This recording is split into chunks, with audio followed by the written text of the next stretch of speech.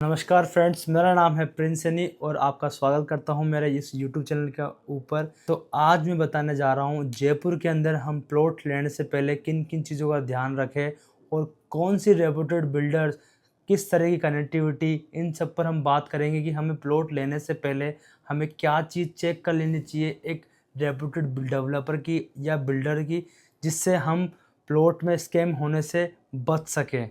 जी हाँ दोस्तों, तो स्वागत है मेरे इस YouTube चैनल के ऊपर। इसका नाम है मॉडर्न रियल्टर और आज मैं बताऊंगा आपको कि जयपुर के अंदर प्लॉट लेने से पहले हमें किन किन चीज़ों और किन किन बातों का ध्यान रखना चाहिए जिससे आप फ्रॉड से बच सके और सस्ते के चक्कर में अपनी पूरी जीवन भर की पूंजी गंवा ना दे। वेलकम है मेरा इस YouTube चैनल के ऊपर। तो मैं बात करूँगा सबसे पहले कि हमें प्लॉट लेने से पहले हमें क्या चीज़ चेक करनी चाहिए। तो पॉइंट नंबर फर्स्ट है लोकेशन बहुत ही मैटर करती है एक प्लॉट का इन्वेस्टमेंट के लिए। जहाँ पर भी आप इन्वेस्ट कर रहे हैं उसकी लोकेलिटी, उसकी कनेक्टिविटी क्या रहने वाली है, अभी नहीं है तो फ्यूचर में क्या रहने वाली है। तो इस जोनल प्लान के ऊपर आप देख सकते हैं कि क्या कनेक्टिविटी होने वाली है। और प्लॉट लेने से पहले हम जिस भी जगह ले रहे हैं उसके आसपास में क्या गवर्नमेंट की आगे फ्यूचरिस्टिक ग्रोथ है, क्या गवर्नमेंट लैंड पुलिंग योजना है, इस पर भी हम बात कर सकते हैं, इस पर भी हम गौर दे सकते हैं। दूसरा है लीगलिटी।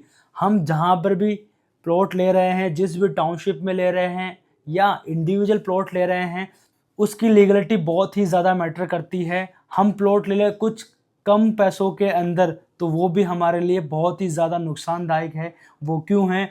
जहाँ पर भी आप प्लॉट खरीद रहे हैं वो लैंड लीगल है या नहीं है, जेडी अप्रूव्ड है या नहीं है। दूसरा, वो जो टाउनशिप है या जो वो प्लॉट है वो रेरा से अप्रूव्ड है या नहीं है। इस चीज़ का भी बहुत ही ज़्यादा ध्यान रखा जाता है। अगर आप प्लॉट खरीद रहे हैं तो मेक श्योर आप ध्यान रखिए कि वो टाउनशिप जेडी अप्रूव्ड होनी चाहिए, रेरा से अप्रूव्ड होनी चाहिए और उसका जो लेआउट प्लान है वो रेरा के ऊपर है या नहीं है, इसके ऊपर भी बहुत ज़्यादा फैक्टर हमें ध्यान रखना चाहिए। तीसरा है बिल्डर रेपुटेशन। हम जिस भी डेवलपर या बिल्डर से प्लॉट खरीद रहे हैं उसकी मार्केट में क्या रेपुटेशन है, इसके ऊपर भी बहुत ज़्यादा हमें ध्यान रखना चाहिए। क्योंकि आप आज प्लॉट ले लेंगे लेकिन वो फ्यूचर में हमें क्या ग्रोथ देगा वो बिल्डर की रेपुटेशन पे बहुत ही ज़्यादा मैटर करता है। दूसरा, अगर आप चाहते हैं कि मैं इंडिविजुअल प्लॉट लूँ तो आप जिस भी ऑनर से प्लॉट खरीद रहे हैं उसकी क्या प्रोफाइल है उस पर भी बहुत ज़्यादा मैटर करता है।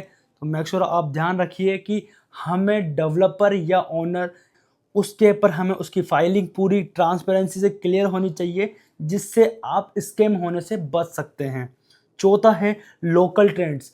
आप जिस भी लोकल एरिया के अंदर प्लॉट खरीद रहे हैं उसके पास में आसपास में मार्केट है या नहीं है, इसके ऊपर भी बहुत ज़्यादा हमें ध्यान रखना चाहिए। जैसे कि विद इन 5 किलोमीटर के अंदर आपको हॉस्पिटल्स, बाज़ार और आसपास में स्कूल्स, सुपरमार्केट्स, इस तरह के हमें फैसिलिटीज़ मिलनी चाहिए जिससे हम आगे ट्रांसपोर्टेशन में, आगे हमें कुछ डेली बेसिक्स नीड्स में हमें हेल्पफुल मिल सके।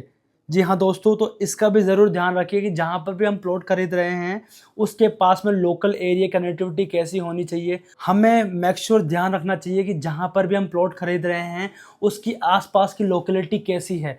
अगर लोकेलिटी अच्छी मिल जाएगी आपकी तो आपका बच्चों का एनवायरनमेंट भी बहुत ही बेहतरीन होने वाला है। जी हाँ दोस्तों, तो आप इस चीज़ का ज़रूर ध्यान रखिए कि कम पैसों के चक्कर में आप ऐसी लोकेलिटीज़ में ना ले लें जहाँ पर आपकी फैमिली इनसिक्योर रहे। तो मेक श्योर आप ध्यान रखिए कि जिस भी टाउनशिप में ले या जिस भी कॉलोनी में ले वो पूरी गेटेड सोसाइटी के अंदर होनी चाहिए जिससे आप फ्यूचर में कुछ छोटे मोटे फंक्शन की पैसे देने से बच सके। तीसरा है आसपास में kids play area, garden facilities.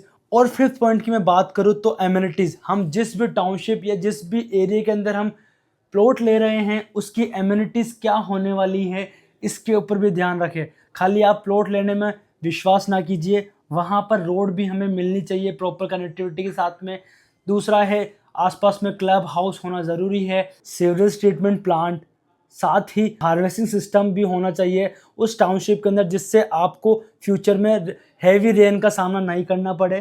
तो इस तरह की पूरी चीज़ों का ध्यान रखते हुए आप प्लॉट में इन्वेस्ट कीजिए और एक अच्छे और रेप्यूटेड बिल्डर और डेवलपर के साथ में आप अपना प्लॉट का लेने का मौका बनाएं जिससे आप फ्यूचर में स्कैम होने से बच सकते हैं। 6 पॉइंट है फॉर्मेशन।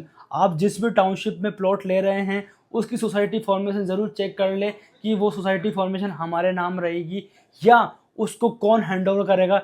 इस चीज़ का भी ज़रूर ध्यान रखिए जिससे आपकी प्रॉपर्टी बिल्कुल सोने पे सुहागा हो और 24 कैरेट सोना हो कि कल को जब आप अपनी ज़मीन बेचो तो उसका आपको 10x या 20x मिलने से कोई भी नहीं रोक पाए।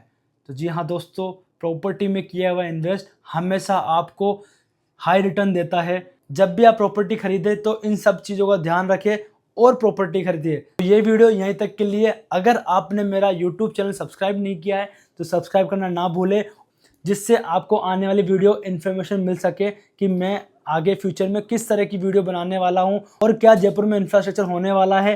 तो बने रहिए मेरे यूट्यूब चैनल के ऊपर। तब तक के लिए धन्यवाद।